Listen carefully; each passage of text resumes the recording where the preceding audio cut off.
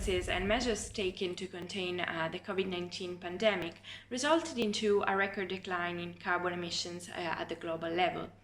Estimates for such a reduction for 2020 are still uncertain because they depend on a number of factors still to be seen.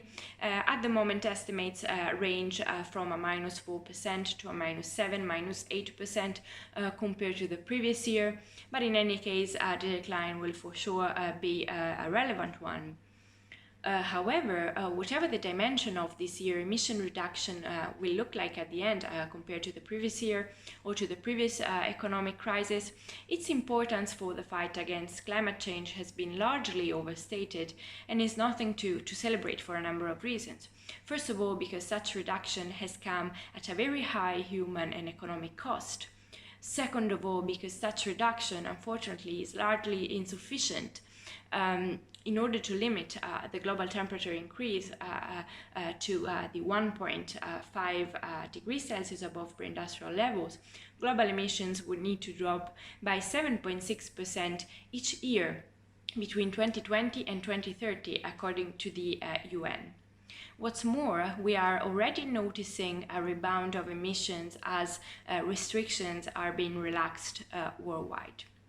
So basically, the real long-term difference in the containment of emissions and in the fight to climate change will come from two main fronts for the moment.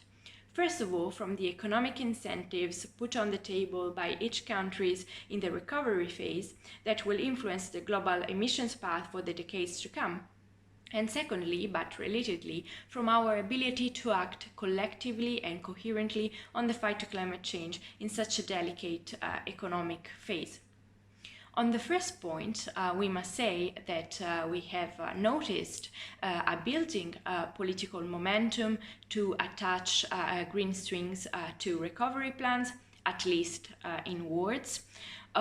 This would basically mean to seize the current disruption in which countries are injecting huge amount of money into their economies and the private sector is rethinking its business models to basically reorient the economy towards more sustainability.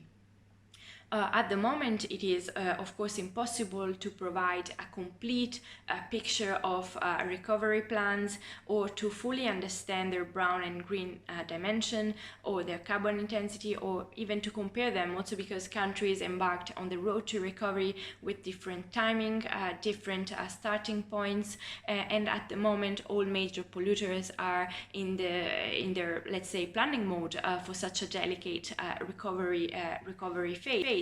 So for the moment, we have mainly seen a number of, let's say, rescue measures that generally had little consideration for green objectives. However, from a first very broad and of course incomplete scan of major polluters' responses so far, we might at least try to observe the direction taken so far.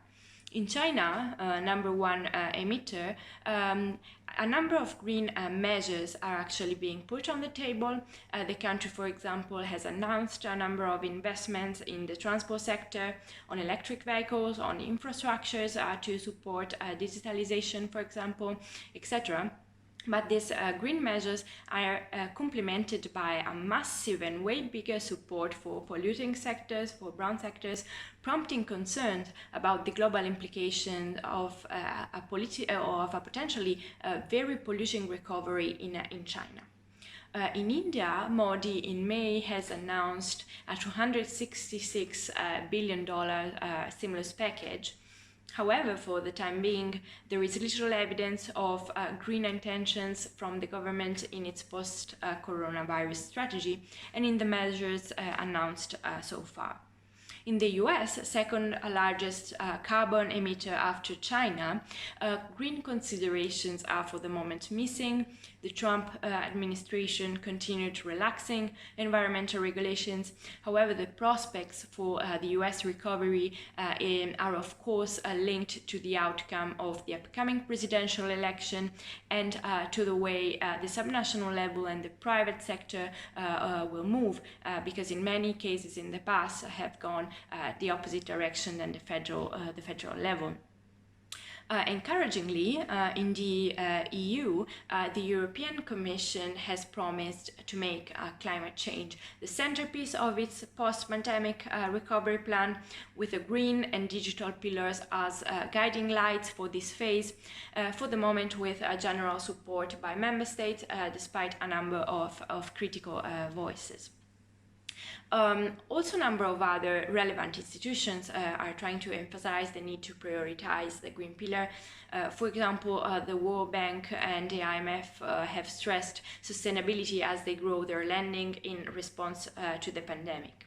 However, as I was saying before, this is not the only thing to observe. Together with the green component of the responses provided in this months and years to come, the other interesting element to observe regards the achievements in multilateral fora.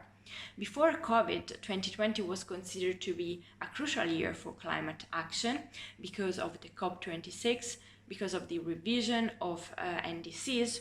At the end, the COP26 has been postponed to November 2021 in Glasgow after a pre-COP to be held in Milan, in Italy, 1 month earlier. The UN has very recently urged countries to deliver their updated NDCs before the COP.